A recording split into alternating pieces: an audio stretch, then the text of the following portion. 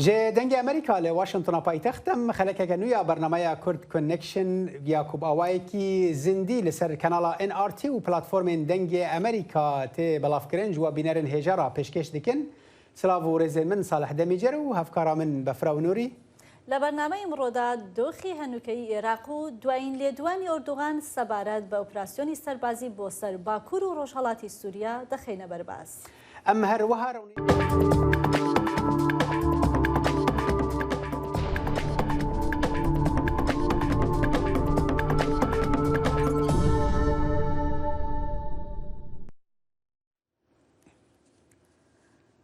ئەنتۆنی بڵنکێن وەزیری دەرەوەی ئەمریکا و یەنس ستۆڵنبەرگ سکرتێری گشتی ناتۆ متمانەی خۆیان سەبارەت بە ئوکرانیا و ناتۆ دەربڕی و گوتیان ئۆکرانیا ئەمریکای دڵنیا کردووەتەوە کە سیستمە موشکیەکانی ئەمریکا لە دژی خاکی رووسیا بەکار ناهێنێ. هەروەها وەزیری دەرەوەی ئەمریکا گوتی دژی هەر جۆرە هێرشێکی سەربازی تورکیایە بۆ سەر ناوچەکانی ژێر کۆنتڕۆڵی کوردەکان لە سووریا و گوتیشی هێرشەکان دەبێتە هۆی ناسەقامگیری زۆرتری ناوچەکە و مەترسی بۆ سەری هێزەکان لەو ناوچانەدا دروست دەکا. ستۆڵتنبەرگ ڕۆژی چوارشەمە گوتی خەریکی ڕێکخستنی کۆبوونەوەیەکە بۆ بەرپرسانی باڵای فینلاند و سوێد و تورکیا بۆ ئەوەی هەوڵ بدەن ناڕەزایەتیەکانی ئەنکەرە بەرامبەر بە ئەندامبوونی وڵاتی سوێد و فینلاند لە ناتۆدا چارەسەر بکەن. ئەو گوتی لە نیگەرانی ئەمنیەکانی تورکیا تێدەگات و هەوڵ دەدەن داواکاریەکانی تورکیا بخەنە بەرباز. لێدوانەکەی بڵنکێن دوای ئەوە دێت کە بەڕێوەبەرایەتی بایدن دەڵێ ژمارەیەکی کەم لە سیستمی موشکی بە تەکنۆلۆژیای بەرز و مەودا مامناوەند دەنێرێ بۆ ئوکرانیا کە چەکێکی گرینگە و سەرکردەکانی ئوکرانیا بۆ وەستاندنی پێشکەوتنەکانی رووسیا لە ناوچەی دۆنباس سوور بوون لە داواکردنی. هەروەها فینلاند و سوێد بەهۆی نیگەرانی ئەمنیەکانەوە لە شەڕی رووسیا دژی ئوکرانیا مانگی ڕابردوو داوای ئەندامێتیان لە ناتۆدا کرد، بەڵام ڕەجەب تەیب ئەردۆغان سەرۆکۆماری تورکیا ناڕازی بوو بە ئەندامبوونی ئەو دوو وڵاتە و دەڵێ ئەوان کار بۆ بەرەنگاربوونەوەی هێزە کوردیەکان ناکەن کە ئۆردۆغان بە تێرۆریستیان دەزانێت. بڕیارە سەرۆکی ئەمریکا جۆ بایدن و ئۆردۆغان و هاوتاکانیان لە ناتۆ 28 و 30 مانگی 6 لە مەدرید کۆ ببنەوە. سەرۆکی ترکیە ڕەجەب تایب ئەردۆغان ڕۆژە چارشەمێ گوت وڵاتی ویت ئارمانجا خۆدا بۆ ئاواکردنا هەرێمێکە تامپۆن یا 30 کیلۆمەتری لە سینۆرێ خۆی باشوور دەرباسی قۆناغا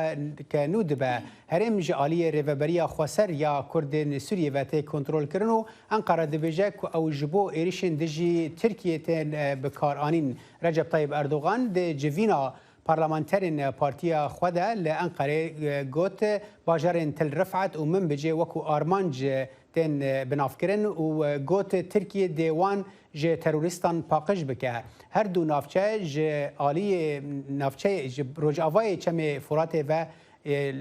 li herêma serekeya dibin kontrola Kurdan de ew aliyê çemê rojhilatê çemê Furatê ye. Ji bo zaniyariyên bêhtir li dor vê mijarê niha hevkara me Özlem Yasak ji pêş Kongresa Amerîkayê bi Merayê dem baş Özlem te îro çi di vê derbarê de çi agahiyên nû hene? Dem baş salê em dikarin bêjin ku li Washingtonê ser mijarê gelek daxuyaniyên fermî her wiha gelek nîqaşên tund û gotûbêjên girtî yê li paş deriyên girtî li Washingtonê berdewam dike. Wekî tê zanîn herî dawî do çarşemiyê Wezîrê Karê Derveyê Amerîka Antonio Blinken di daxuya preskonferansekî de dijberiya xwe ya ser vê operasyona Tirkiye bi zimanekî zelal eşkere kir û her wiha peymana agirbistiya cotmeha 2019 ku Tirkiye aliyekî raste bibêrxist. Lê karbidestên çavderên siyasî yên li Washingtonê dibêjin ku Türkiye bi taybetî serokê Tirkiye Tayyip Erdogan ji rewşa ku bi şerê Ukrayna û Rusya derketiye ortaya di berjewendiya xwe de bikar bîne û aloziyên navneteveyî ji derdixîne ji ber ku dixwaze di pêvajoya hilbijartinên pêştemiyê Tirkiyeyê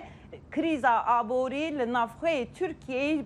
bibîr bixe. Lê ne Washington ne jî paytaxtên Rojavayê dixwazin vê derfetê bidin Erdogan û wekî pişkirên wê xuya bikin. Berê Özlem baş e li Washingtonê yanî helwest diyar e ku ew naxwazin operasyoneke wiha bibe. Lê gelo eger hatu em dizanin ku Tirkiye rij det vê derbarê de eger hatu Tirkiye bi rastî ser erdê operasyonek birêve bir wê demê Washington dikare çi bike? Bere Salih divit müjarede birasti em dikarin bejin li gor çavderin siyasi u pisporen ku em diwan ra bi dipeyvin dibêjin ku helwesta rêveberiya Joe Biden hîna ne zelale wekî ku me bi berdevkê koalisyona navneteviyî ya dijî Daişê Kolonel Miles Kiggins re peyvî Kolonel Kiggins dibêje ku bonnaha Rêveberiya Biden dixwaze ku rêkên dîplomatik derxîne pêş Tirkiye lê tevî ku Amerîka dijberiya xwe berê jî diyar kiribû Tirkiye sê operasyon hanîbû karanîbû ew bawer nakin ku Tirkiye operasyonek li ser heremên ku hêzên Amerîkî hene bike lê tevî ku vê dibe ku hesabên Tirkiye xeteriyek pêk bîne dijî şerê Daişê ya li heremên Kurda her wiha Miles dibêje ku Washington hewil dide ku Tirkiye ji ser rê bixîne ku operasyonek leşkerî li heremên Kurda li dar bixe. Her wiha em dikarin bêjin ku analîstê payê-bilind Ellen Makovsky jî ji me re ji dengê Amerîka ra got ku helwesta rêveberiya Biden ne zelale lê li gelemperiya li Kongresa Amerîkî gelemperiyek nerazîbûnek gelemperî ya dijî daxuyaniyên Tirkiye hene. Başa Özlem yani ev nezalalbûna han dikare çi em bibêjin derfetê ji Tirkiye ra çê bike ku birastî jî êrişeke wiha bike herçendî ku anha Tirkiye behsa du herêmên din dike min bijûtil rifetê ku rastî jî hêzên Amerîkî bawakî pratikî ser erdê nînin li bereva jî aliyê Rojhilatê Çemê Furatê. Belê Salih birastî gelek pispor em vegerin ser daxuyaniyên Kolonel Kiggins ew dibêje ku Tirkiye dixwaze vî derfetê û nerazîbûnên Amerîka û Rojavayî dizane ji ber ku ihtimalê ku Tirkiye ji wir dest pê bike lê di demdirêjiyê de ber bi Rojhilata Firatê were û ev jî şerê dijî Daişê li heremê metirsiyek zêdetir derxîne ji ber ku Kolonel dibêje ku her cûreyekî êrişê li ser bi taybet hêzên Sûriya Demokratîk ew ê kanîna wan di şerê dijî Daişê de asteng bike û ev jî bo tevahiya cîhanê û rojava ew ê xeteriyek çêke li Tirkiye ew ê vî hewlên xwe bidomîne bi taybet ji ber rewşa navneteviyî ku bi şerê Rusya û Ukrayna derketiye ortê. Belê Özlem herçendî ku ew dibêjin we ew metirsiyekê çêke Tirkiye dibêje ew herêm wê parastina sînorê Tirkiye ji aliyê başûr ve bike. Özlem yasak tê ji pêş Kongresa Amerîka merhaba gelek spas. Baş. Her dê derbarê gefên Tirkiyeyên operasyoneke leşkerî li Sûriyê ku Erdogan doh di kombûna AKP de gotibû pemnêrê me li Enqerê raportek amade kiriye ka em bi hev re lê temaşe bikin. Durmadan, dinlenmeden yolumuza devam ediyoruz. Li Tirkiye desteya ewlekariya Netewî MGK di civîna herî Dawîda li ser operasyona heremên Bakurê Sûriye ra westiya bû.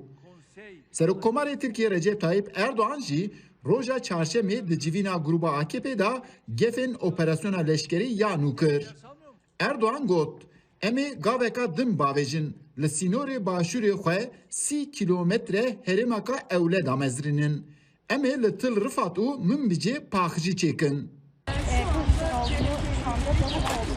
Operasyon di rojeva opozisyona Tirkiyeyê jî ciyekî girîng digire. 6 partiyên İttifaka Millet di 29 Gulanê 2022 da piştî civînê deklarasyonek weşand.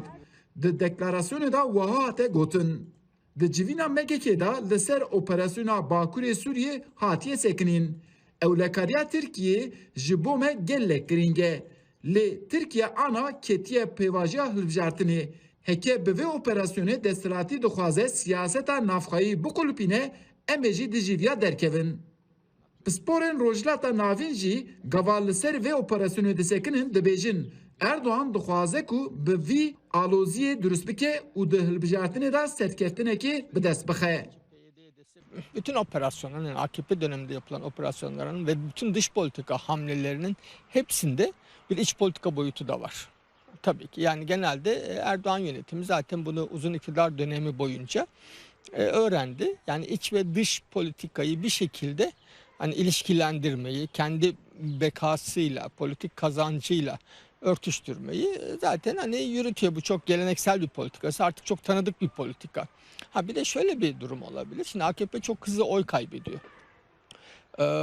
Yani bir hükümet değişikliği belki de Türkiye'deki güvenlik bürokrasisinin önümüzdeki süreçte elini biraz zorlaştırabilir. O yüzden de eğer AKP önümüzdeki seçimlerde iktidarı kaybedecekse şimdiden bir ön alma. Li Tirkiye gelek rexistin û partiyên siyasî li operasyona Bakurê Sûriyê bi fikar temaşe dikin. Partiya Demokratîk ya Gelan HDP van gotinên Erdoğan bi tundî rexne dike û radigihîne ku Erdoğan dixwaze li Sûriyê herêma ku herî zêde aram e wê derê tevlîhev bike. Parlamenterê HDP Mehmet Ruşdî Tiryakî ji bo dengê Amerîkayê qise kir û hestê xwe wiha vegot. İdlib'e o her bajarê dinan jî şer dîsa devam dike. Ji ber wî em bêjin operasyon bibe çareserî ji bo pirsgirêka Kurdiya, ji bo pirsgirêka Sûriye ew ê nebe çareserî. Pekî armanca AKP û MHP çi ye? AKP û MHP roj bi roj raya wan kêm dibe. Yani desteka gel kêm dibe, roj bi roj kêm dibe. Herkes viyad be. Yani helbijartina 2015 da یک مجدار ده نزی 105 رای استاند بو AKP. 2018 da nezi 140 rای استاند بو. بله herkes dibine ایرو اگر هلبجارتنه کی به چکرین AKP nikare 130 rای bistine. Wezîrên Karênderiyê Rusyayê Sergey Lavrov li gel şandeyeka leşkerî û wê Tirkiyê li gorî çavkaniyên dîplomatîk tê amajêkirin ku Rusya li Ukraynayê ketiye nav tengasiyeka mezin. Li ber wî jî dixwaze ku li gel Tirkiye peywendiyê xwe xurt bike. Eyüp Demir, Dengê Amerîka, Ankara. Kurdên Sûriyê hevalbendên Amerîka li Bakur û Rojhilatê Sûriyê bi xemin li dorgefên Tirkiyeyên operasyoneke leşkerî li herêmê ji bo damezrandina herêmeka tampon ya 3 kilometrî. Raporta peyamnêrê Melqamişlo agahîn bêhtir hene. Gefin Tirkiye bi operasyoneke nû li ser herêmên Kurdên Sûriyê berdewam e. Tevî hişyariya Amerîka ji bo Tirkiye got heger êrîş dijî Hesedê pêk anî dê li rastî sizayan bê û dê ziyaneke mezin bikêje têkiliyên herdu aliyan. Lê heger ev êrîş pêk hat dê Hesedê û rêveberiya xwe ser çi bersivê bidin. YPG got hêza serekeyî ya Hesedê dibêje heger êrîş hat û pêk hat tê wateya got hemû peymanên agirbestê navbera wan û Tirkiyeyê têk diçin. Berdevkê YPG Nûrî Mahmûd ji dengê Amerîka re dibêje got hêzên wan dê vegerin xetê cûdekar û berevaniyê ber herêmên xwe de bikin. Vê carê pêwîst dike em wekû ku me Daeş di Kobanî de şikan gerek dike em li artêşa Tirk jî bişkînin. Divê de biryarbûyîna me, tecrübeyên me û xwarêxistinkirdina me li gor wê nehatiye çêkirin. Lê belê hedefa me ne êrîş e. Hedefa me ne şer e. Eger ku hat êrîş li ser me hat kirin di îtarê parastina rewa da wê şerekî cuda bêkirin. Li aliyekî din. Rêveberiya Xwesera Demokratîk ya Bakur û Rojhilatê Sûriyê dibêje got êrîşa Tirkiye tê wateya pêkanîna Tirkî tawaneke şer dijî pêkhateyên herêmê ber biçavê cîhanê û bihaneyên Tirkiyeyên ewlekariya niştîmanî nerastin dê ew bi hemû hêza xwe berevaniyê bikin. نطالب مؤسسات الأمم المتحدة ام ji saziyên netewên yekbûyî daxwaz dikin ku bi erk û berpirsiyaretiên xwe derbarê binpêkirin û êrişên Tirkiye li ser xaka Sûriyê rabin. Her wiha divê hêzên garantûr berpirsiyariyên xwe derbarê agirbestê bicêbînin û snûrekî ji kiryarên Tirkiye re bînin. Pêwîst ku bi biryarekî nêvdewletî hêzên nêvdewletî li deverê bicebînin ku rê li ver binpêkirinê Tirkiye bigirin. تردع تركيا عن استفزازاتها. Kolana Qamişlo bi hemû pêkhateyan jî bitirsin. Nexasim got devera çavrê got dê armanc bibe bi kurahiya 3 kilometre û ev tê wateya got hemû deverên Kurdan li Sûriyê jêrgefê de ye. Melek ajokereke ji Qamişloyê dibêje heger êrîş pêk hat dê ew ê ber xwe bidin û ji xaka xwe dernakevin. برداس شو دفرك دي وقيمتهم هبه نا عربي بيجنز من طلع من داره وقل مقداره اش اخاف ودرناك من شيت كيبر بكين داقر دكين برداقر كين الفرد خيل الورد خيل قالك جارة الفرخص واش شافا درناك وصدرناك مفاز اختيار بما لهرم كردن سوريا 5 كامبين دربدر و کوچبران هنه لسر درجاهی شر نافخویی لسوری بسط هزاران خلق سوری جدور نافخوا و ین جیر کنترل ترکیه ده خل هرم کردن سوریه ین به اوله گرتبون اپراسیون ترکیه ده آرامیا هرم تک ببه و پاشارو جانیزیک 1 میلیون دربدر ین د کامپا و ین د ناوا باجارا ده و ین دیار به سروک ترکیه ده بهجه گو بکوراهی 30 کیلومتر دید آرمانجا اپراسیون ده به تواتیا گو کردن سوریه دی دربدری هرمن گوجاره کدن شانه داعش لی اکتیون نخاسم گوب ایریشا ترکیه را داعش سودید دگره کرد سوریه دی بیجنگو دی اولی راستی دی ایریشان ورن جبا کرد ترکیه جبا شوری دورا وانجی شانه داعش زانا عمر دنگ امریکا قامشلو هر د چارچوبای اگفن خود ترکیه دو ایریشک ل باشور روجلات باجار کوبانی جی پیک آنی بود دمکی دا کو وان نافچیان او خلک وان نافچیان د ترسن کو اپراسیون که لشکریه ترکیه به صدما دربونا وان جبو آگاهین بهتر دوی درباره اپراسیون که ترکیه لمن بجوت الرفع عته نها پیامنیر ما لکوبانی محمود بالی و لانقره ایوب دمیر به مرانه دم باش و هر دو راجی ایوب تچه زانیارین نو دوی درباره ده هنه درباره اپراسیون پلانکریا ترکیه ده صالح جوخه سروکومار ترکیه رجب طایب اردوغان هر جوینا خدا بحثا اپراسیون دیگه لی او اپراسیون و چو وقتی چیبه چوا چیبه او د بیژن کو دبه کو هما کاته که او اپراسیون چیبه یعنی بیادی دا راستی تدی اپراسیون لترکیه هر خاسته بوتبش کرنجی هم لگونی هم شافکانیان تین دیار کرن کو هکه اپراسیون که وها لترکیه یعنی ترکیه اپراسیون که وها چیکه و باندورا کا گله خراب لسر هلبجاردنا ترکیه چیکه جبو کو دم که ما جبو هلبجاردنی سال که کمتر هم اما وقت در که پیش اپوزیسیون دوی واریدا گلک بفکاریه دبی اپوزیسیون مثلا بحث اوه که دبیجه کو دستلاتی لخوازه کو به اپراسیون روشا هلبجاردنی بگوره جبو کو دنگی هر کو دچه کم دبی AKP لبرویجی اپراسیون کا وها در دخینه پیش دالی دن داجی گله ترکیه جی راستی دناب هنه که فکاری دایه جبو چه بیجی مما تدی روشا آبوری قیرنه که مزن دایه دانوستان دنا دا هر تشتان دا دواری دیپلوماسی دا او اپراسیون دبه کو تاثیر که نباش لسر روشا ترکیه هم آبوری هم جی دیپلوماسی دا درخینه پیش جبو ویجی تواهی وقتا کو امددن برچاب او اپراسیون دستلاتی هر چکاس درخینه پیشی لگل ترکیه آنجی اپوزیسیون وسا تماشناکه بله از وگرم جبت ایوب بچم جم محمود لوان نافچیان جی کوته دا ام ببیجن هندک ایریش بونا از باورم جدو دا هنک ایریش دنجی پشتی اوریشا کل ام ببیجن و کمپانیا لاوارجیا فرانسیا چمنتو چلبی بوی آگاهین داوی دوی درباره دل جمت چره؟ بله دم باش شخواد جدهو دا ایریش دست بیکریه ایریش جدهور دا خورتر بون بره ایریشن کرد هبون لی نورمال بون دهو ایریش زیده بون وکی وقتی لدور کارگه لاوارج بو بره باریگه لشگری یا هری مزن کوالیسیون و امریکا بو روجلاتی سوریه ناش خبوشه لی دهو هنگی توباران در دورا و باریگه کد خلق دوره مترسیدارن یعنی اپراسیون کنو دهو پیشکتنه کی نوجی دوره دا چیبو بو جاره یکی باجار گیر سپید تو باران کرن هسته دیجالی خوا بود او ایریش نج آلیه مدا چیبویه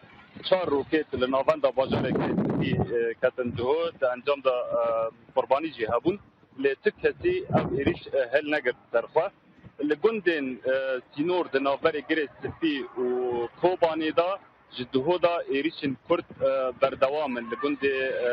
تزعلی و قرتل و لوان درنا توباران به چک گران هنه پیروز استبه لانیا شر لممجی ناوبر ممجی جرابلو سیجی شرک درکت هسته دی راگهاند گوده انجام ویش شری دا دج جکدارن بسر ترکیه و هاتن کشتن و او ایریش تیک چو هر آروزی لسر سینور دنافبرا خلک کوبانین ها درباره وان اپراسیونان دا درباره وان پفچونان دا وان ایریشان دا چقاس بخمن چی ما ترسید ناف خلکی دا بتایبت جبو وان او دروجن داوی دا هيا اگر تب کرتی برسمام زخواد خلق حركي شورى وقوتنا اوبراسيون دبي تي بالاوان كشتن تي بالاوان كوچبري كاريوان تي راوستاندن خلق فرمتر تدارن زبي اوبراسيون نو بسخوابري خلق كوباني دبي مجارد تجربة لنا شر الاتجاج شر تجي جروبين جاكدار سرتا هري مزن زو كوچبريا كنويا زويران كرنا كنويا بازار كوباني پشتي ويرانا مزن شر داعش دا تیرو دیتا لبر مترسیا ویران کدینه لبر مترسیا شر کدینه خلق کوبانی دمت تین واجد دیاره کاری پر راوستان دیه سوکن واجد تکنینه خلق گلکی مترسی داره بله ایوب یعنی اگر هم بدر برچاوان کو امریکا هلوسته که دیار و آشکره لدجی اپراسیونه که وها نشان دا که دبیجه وی سقامگیری حریم جناف به اگر اپراسیون دست پی بکه و تجی دبیجی که اپوزیسیون دبیجه رنگ اپراسیونه که وها زیانه بگینه هلبجارتنان گلو تیوی واتایی که افتنی پروپاگاندایش بر هنا کام بری بحثا وی کش دکر که تنی اردوغان وها پروپاگاندای که چید کش بو اپراسیون نوی راستی سر عرضه په اپراسیون بکه صالح ما بیجم راستی من دیگل هن پسپوراجی یعنی پسپور روجلاتا ناوین یه دیپلوماتیک جی قصه کر هما چه دبیجن زانی دبیجن که حتی انها yani siyaseta Türkiye ya der prani Erdoğan anji AKP jibo berjevendiğin partiya koy anji jibo berjevendiğin ve bekaraniye yani vek mina siyasete ka hundur bekaraniye jibo uji ev operasyon jivi cudatı nine yani ve derida evanat eksekirin da Ali edin da cidisa vek bereci hatta amecekirin de operasyonu da ya heri gring ev eko Amerika çi dibêje di aliyê din da Rusya wê çi bibêje yani çavê Tirkiye ana li ser vê derecî di çewtê heştê vê mehê da Lavrov li ger şandeyeka leşkerî wê vê Tirkiye li vê derê hin danûstandina bikin ev jî xaleke ji bo de wek bê Tirkiye henekî vê xalê renga hinek dibêjin bi kar tîne ku di demekê de ku Amerîka li dijin rengek Rûs bêdeng bimînin di vê demê de bi awekî taybet herhas دما من نما بوره جلك سباس بوه پامنير مال انقري ايوب دمير وپامنير مال كوباني محمود بالي جلك سباس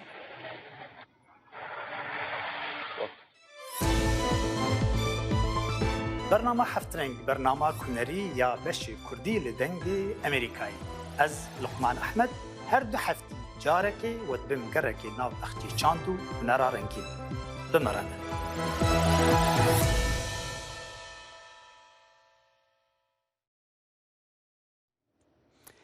جبو اریکرنا اندامتیان ناتوی ترکیه گلک داخوازان جه سوید دکه و یک جوان داخوازن و او کو سوید نویسگه ها ریوبریا خوسر یا باکور رجلات سوریه بگره جبو آگاهی بهتر لدور وی که انها هفکاری ما دخیل شموج ستوکهولم پایتخت به مرایه دم باش دخیل نونراتی ریوبریا خوسر لور دوی درباره دا چه دبیجه بحثا چه دکن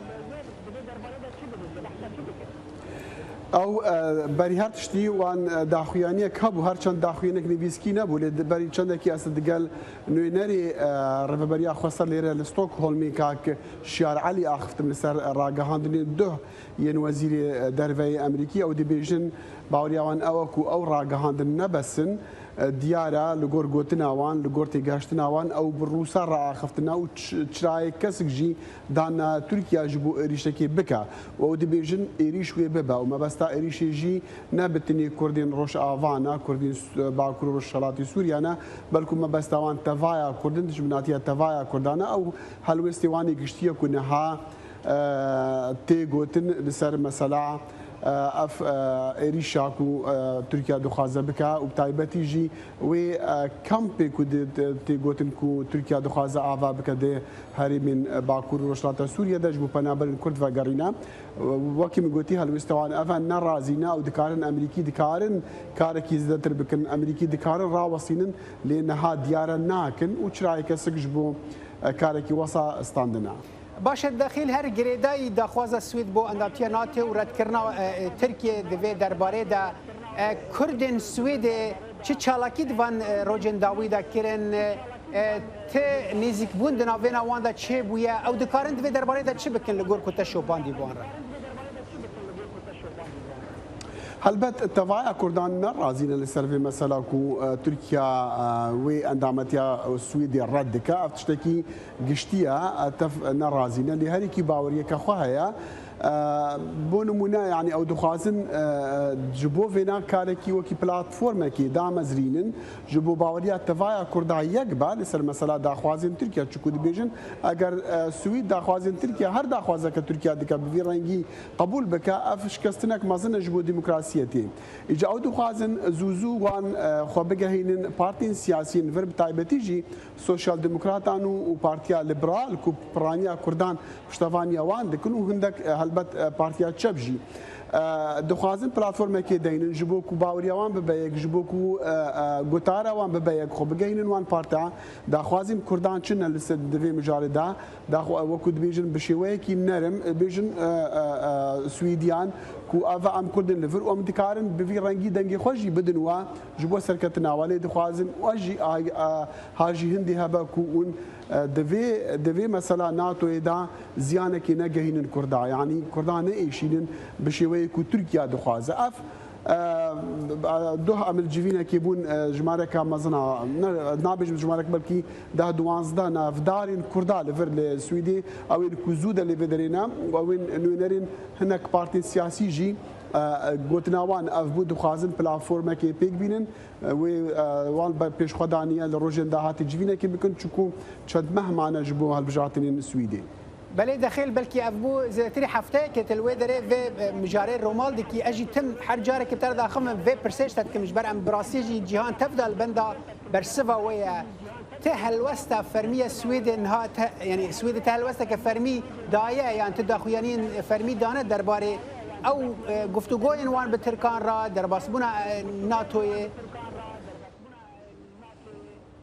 نخير هطان هاف بفرمي تشتك نهات يقولون بون هر بري چند دقيقه بس بريم دس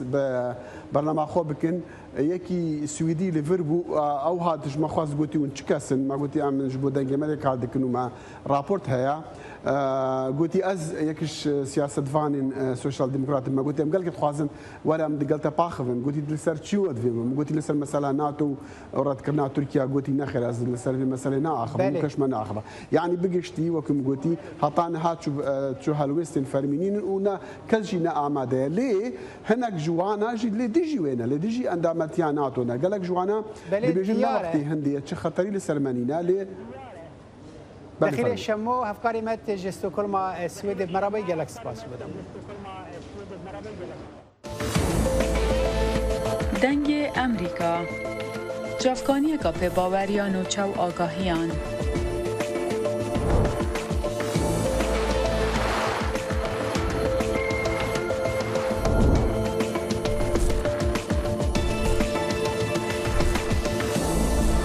برای مالپر و پلاتفورم میدیا جواکیا دنگ امریکا بالا خوب دم پزانین و نوچه جیهانه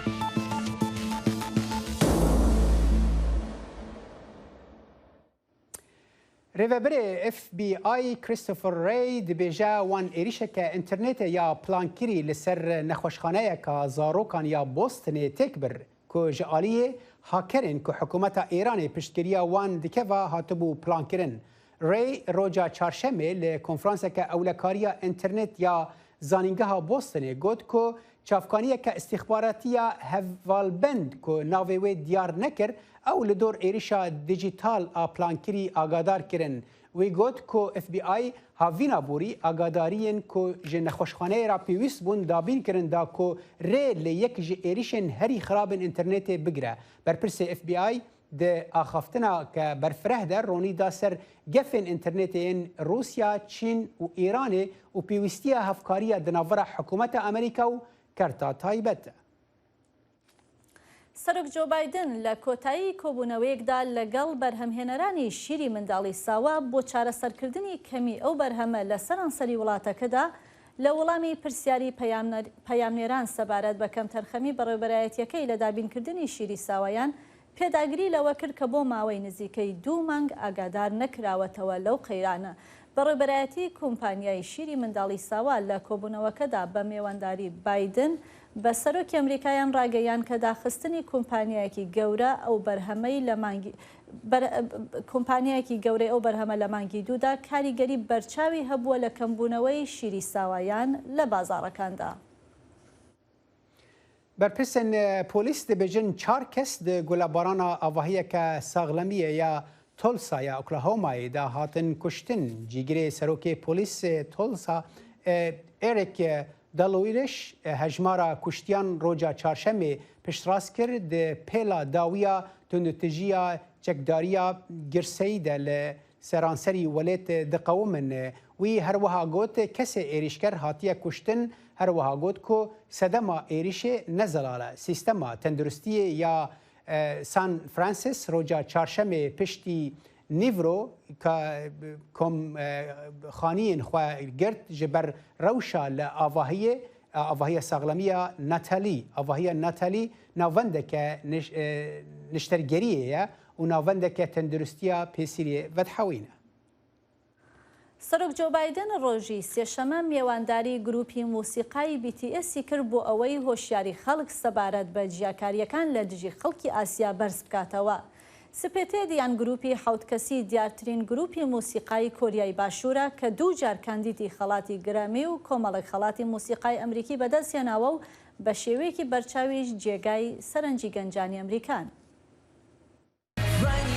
گروپی مۆزیکی BTS لە هەموو شوێنەکەن بۆ پتر لە 3.6 ملیار جار سەماکانی گروپی کەیپۆپی سەرنجڕاکێش لێدراون. هەر لە سیئۆلی شاری ئەم گروپەوە هەتا دەگاتە هەوادارانی لە سۆماڵ. ڕۆژی سێشەمە باندی BTS چالاکیەکانیان هێنا بۆ کۆشکی سپی و لە دوا ڕۆژی چالاکیەکانی مانگی کەلەپوری ئەمریکایەکانی بەڕەچەڵک ئاسیایی و هاوایی و هەروەها پاسیفیک لەگەڵ سەرۆک جۆ بایدن کۆبوونەوە. ئەمە شەرەفێکی مەزنە کە بانهێشتی کۆشکی سپی کراوین بۆ توێشکردن لەسەر مەسەلە گرنگەکانی پەیوەست بە تاوانەکانی ڕقوکینا دژ بە کەسانی ئاسایی و هەروەها ئاوێتەبوونی کەسانی ئاسایی و هەموو جۆرەکان.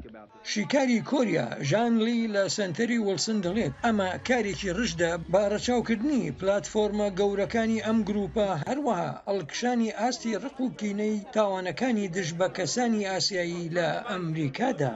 بەڕوونی ئەمە هەڵوێستێک کە ئەم باندە میوزیکە دژ بە سیاسەتی فەرق و جودایی گوتیانەتە بەر. جا بە دڵنیاییەوە دڵنیان دژ بە ڕقوکینەی بەرامبەر کەسانی ئاسیایی بەرز دەکەنەوە ئەوەی دووچاری بوونەتەوە و ئەوان ئەم ڕقوکینەیە لە کەسانی هاوشێوەی ئەندامانی ئەم باندە میوزیکە ڕوودەدات بەدی دەکەن. ڕاستە هیچ کەس لە ئێمە لەوان ناچێت، بەڵام ئەوان سەرنجڕاکێشن و بە دڵنیاییەوە ئەوان لە ژیانی ڕۆژانەیاندا لە من و تۆ دەچن.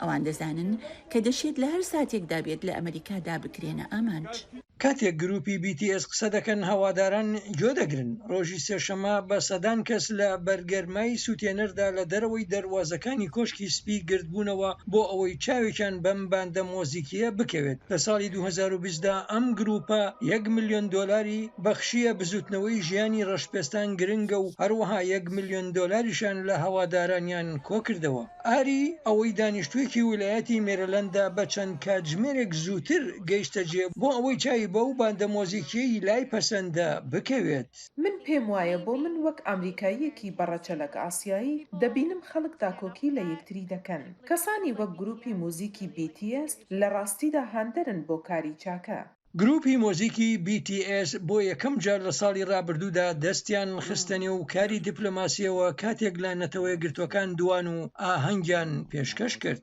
زۆرێک لە خەڵکان بەهۆی گروپی میوزیکی BTS ئاگا هاتن و لە ناکەودا نەوەیەک و هەروەها جۆگرانی لە بواری دیپلۆماسیەدا بە ئاگاهێنا. جا ئەگەر سەبارەت بێت بە دیبلوماسیەت یان مەسلەی گۆڕانی کەش و هەوا یان سەبارەت بێت بە مەسلەکانی هەست و سۆز یان نەخۆشی دەرونی بێت وەک مەسلەکانی هاوڕێگەز خوازانی نێرومیە یان مەسلەی نەژادپەرستی من پێم وایە گروپی BTS هەستیان کرد بەوەی کە بەرپرسیارەتیەکیان لە ئەستۆدایە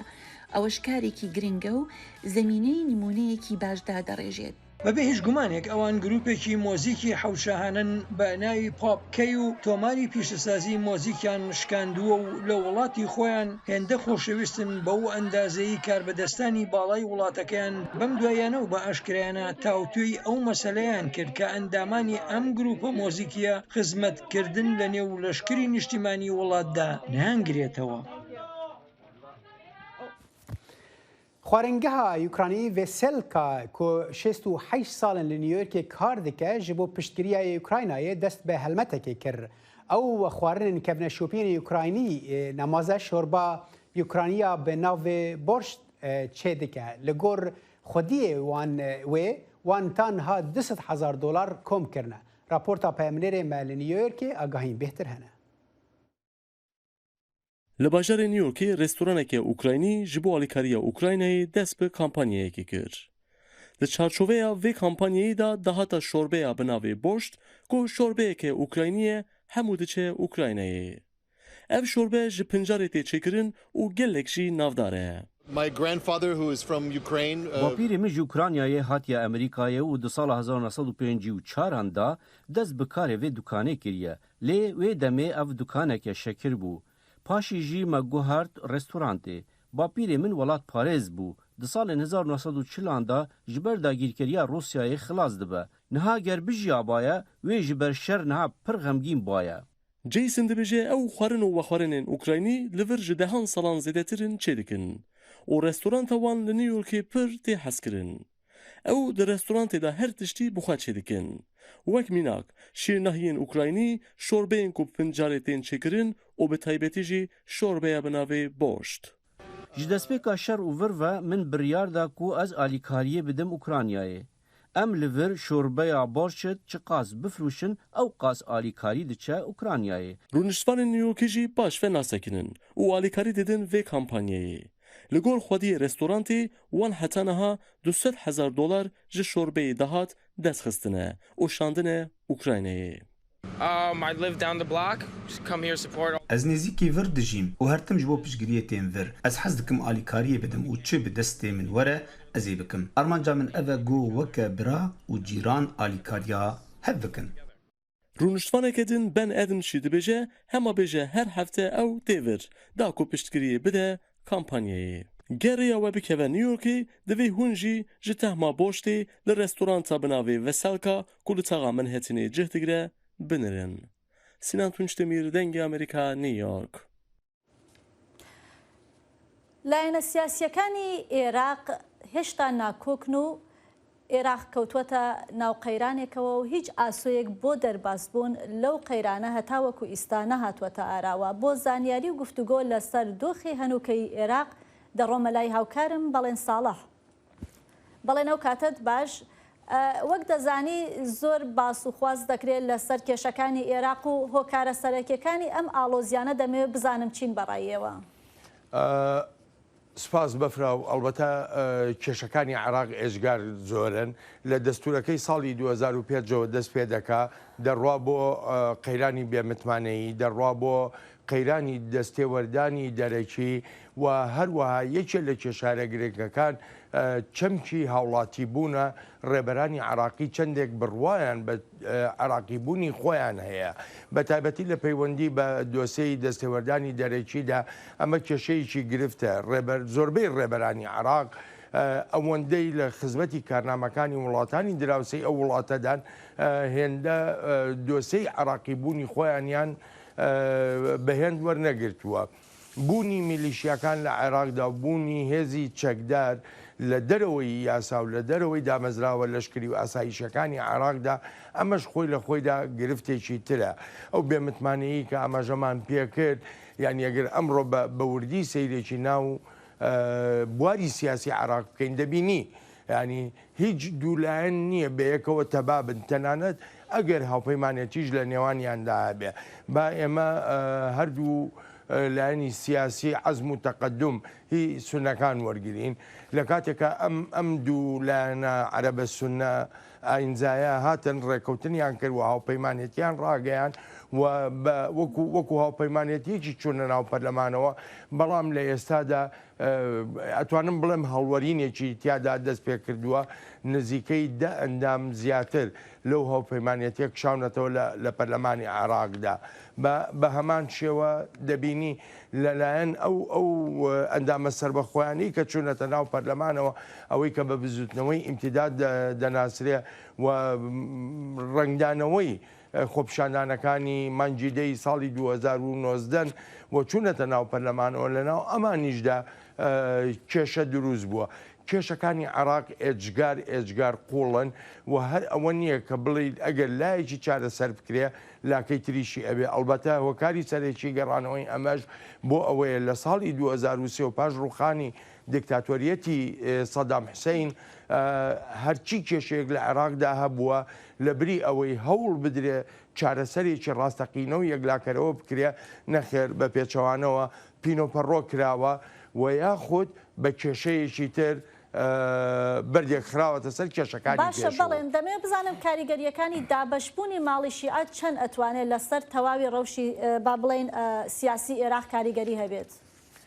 لە ساڵی 2023 هەتا ئێستا هێندەی ئەوەی کە ماڵی شیعە پەرتەوازە و شپرزەیە هەرگیز وەکو ئەم کاتە نەبوو کە تیایدا بووین بێگومان کاریگەریەکی ئێجگار گەورەی دەبێ چونکە بە خۆت دەزانی شیعەکان لە سەدا 60 دانیشتوانی عێراق پێک دێنن و نوێنەرەکانیشان لە پەرلەماندا زۆرترین ینی زۆربەی کورسیەکانی پەرلەمانی عێراق هی شیعەکانە. شیعەکان دەبێ سەرۆکوەزیر بە پێی ڕێکەوتنەکانی پێشوو کە مۆر کراوە پۆستی سەرۆکوەزیر بۆ شیعە بێ سەرۆکی پەرلەمان بۆ سون نەبێ سەرۆکی عێراق بۆ کورد بێ. شیعەکان هەتا ئێستاش ئەوە نزیکەی 8 مانگ بەسەر هەڵبژاردنە کەی مانگی دەی عێراقدا تێپەر دەبێ هەتا ئێستا نەیانتوانیوە بگەنە خاڵێکی هاوبەش تەنها لەسەر ئەوەی کە بڵین سەرۆکوەزیرێک دەستنیشان بکەن هەر ڕۆژە و جۆرە هەواڵێک بڵاو دەبێتەوە. ئەمە بێجگە لەوەی کە شیعەکان دابەشبوونە هەرە گەورەکەیان ئێستا هەندێکیان دەڕۆن بەرەو ویلایەتی فەقیە لە ئێراندا و هەندێکشیان دایانەوێ لە ڕێی نەتەوە پەرستی یاخۆ ناشناڵیزمی خۆیانەوەکو لایەنەکەی موقتەدە سەدر لە ناو عێراقدا بمێنەوە و دوور بن لە هەموو دەستێوەردانێکی مەرجەعەکانی کۆماری ئیسلامی ئێران بە تایبەتی. باشە بەڵێن کورد دەتوانێت تا چەند ڕۆڵی هەبێت لە چارەسەرکردنی قەیرانەکانی با بڵێن عێراقدا؟ کورد پێشتر ڕۆڵی هەبووە کورد پێشتر بڕیاردەر بووە لە عێراقدا کورد پێشتر لە عێراقدا یەکلاکەرەوە بووە تەنانەت بەفراوە ئەماگەر بگەڕێنەوە چەند ساڵە لەمەوبەر کورد توانای ئەوەی هەبوو سەرۆکوەزیر لە پۆستەکەی خۆی لا بدا بەڵام ئایا ئێستا ماوە بەم شێوەیە ئەم هێز و توانایی هەیە ئەو پەرتەوازەیی کە لە ناو کووردا ئەمڕۆ هەیە ئەو وای کردووە کاریگەریەکی ئەو تۆیان نەمێنێ لە بەغدادا بێجگە لەوە یەکێ لە کێشە هەرە گرنگەکانیان ئەوەیە کە نەیانتوانیوە تەنانەت ببنە خاوەنی گوتارێکی هاوبەش وێڕای هەموو ناکۆچی و جیاوازی سیاسیەکانی خۆیان لە هەولێر بەڵام نەیانتوانیوە بە گوتارێکی هاوبەشەوە بچنە بەغدا. باشە موقتەدا سەدر دەتوانێت وەک فریادڕەسێک با بڵێن یارمەتی دەربێت بۆ دەربازبوونی عێراق لەو قەیرانەی کە تێکەوتووە بەو پێەیە کە وەک دەزانی زۆرترین کورسیەکانی پەرلەمانی هەیە؟ زۆرترین کورسیەکانی پەرلەمانی هەیە بەڵام ئەوە نییە بڵێ زۆرینەیەکی ڕەهابێک کە بتوانێت حکوومەت پێک بێنێ. موقتەدا سەدر یەکێکە لە مشتومڕترین کەسایەتی سیاسیەکانی عێراق ینی دنیای مشتومڕی لەسرە لە بیرمان نەچێت ڕاستە زۆرینەی پەرلەمانی بەدەستێناوە بەڵام لە دوای ساڵی 2023ەوە هێزە میلیشیاییەکان لە عێراقدا لە سەردەستی موقتەدە سەدر دروست بوو خاوەنی گوتارێکی عەرەبی نەتەوەیانەیە لەگەڵ پاراستنی هەموو کللتور و بیر و باوەڕەکانی شیعە ئاینزاکاندا ئێمە پێشتر گوێمان لە مقتەدە سەدر بووە بۆ نمونە لەسەر دۆسەی پێشمەرگە ئەو بە بەشێک لە لەشکری عراقدایان دەنێت و وەجیان ناکاتەوە لەو بابەتە. مقتەدە سەدر بڕوای بەوەیە کە عراق یەکپارچەیە لە زاخۆوە بۆ فاو. باشە بەڵێن زۆر سپاس بۆ ئامادەبوونت هاوکارم بەڵێن ساڵحمان لەگەڵ بوو لە ناوەندی هەواڵی دەنگی ئەمریکاوە. سایڵی داهێنان بەرنمەیەکی فەرهەنگی و هوەری بەشی کوردی دەنگی ئەمریکا. من ئاسۆجەبە لە واشنگتن دیسیەوە هەردوو هەفتە جارێک دەبمە میوانی ماڵەکانتە لەگەڵمان.